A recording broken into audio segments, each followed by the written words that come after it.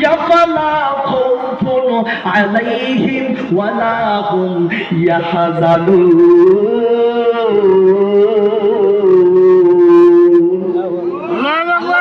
যুবক, তুমি এই হুদা ইত্তেবা করো।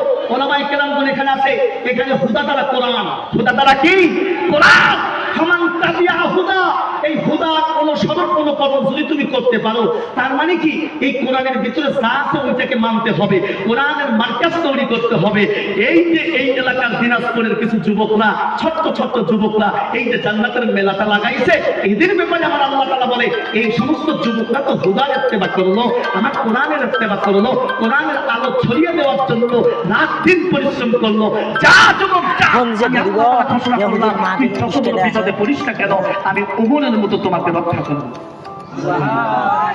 মুসলমান ভাইরা আমার, গভীর করে একটু মনোযোগ দিবেন। এবার বলতে পারেন